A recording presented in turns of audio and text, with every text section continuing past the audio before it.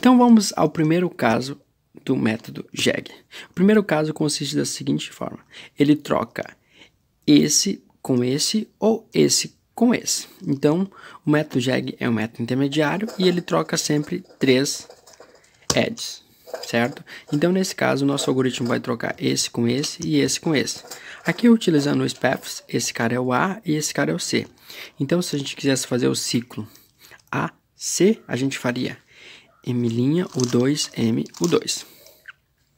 M', U2, M, U2. Então, olhando para cá, ficaria AC. Então, M', U2, M, U2. M', U2, M, U2. Se a gente quisesse fazer o contrário, ou seja, do C para o A, em vez de começar com M', a gente começaria com U2, M', U2, M. E assim a gente tem esse ciclo. Alguns casos interessantes que pode cair, por exemplo, assim.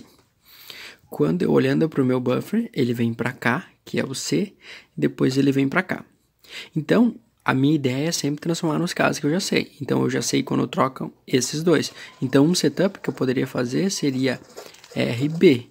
E aí virou esse caso que eu sei fazer. E aí volta o setup.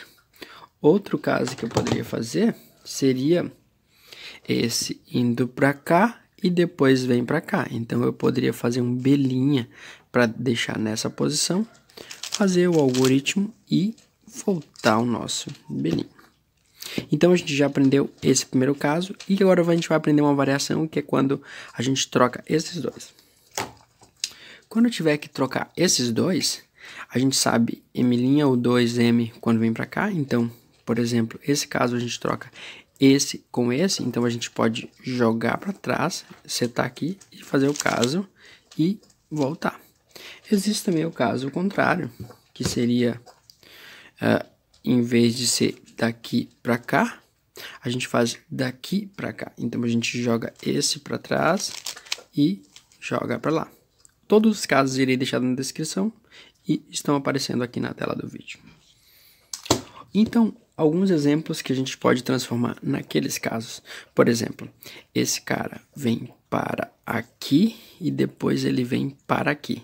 Então, os casos que a gente sabe é daqui para cá ou daqui para cá. Então, nesse caso, como essa peça já está aqui, um lugar fácil seria fazer uma R' e setar para esse e aí fazer o algoritmo voltar o R'.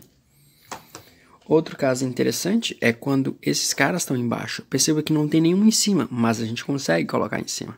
Então, colocando esse e esse, ficaria assim, assim. Coloquei na posição padrão, fazer e assim. Então, basicamente, esse é o nosso primeiro caso. Vamos lá para o segundo caso.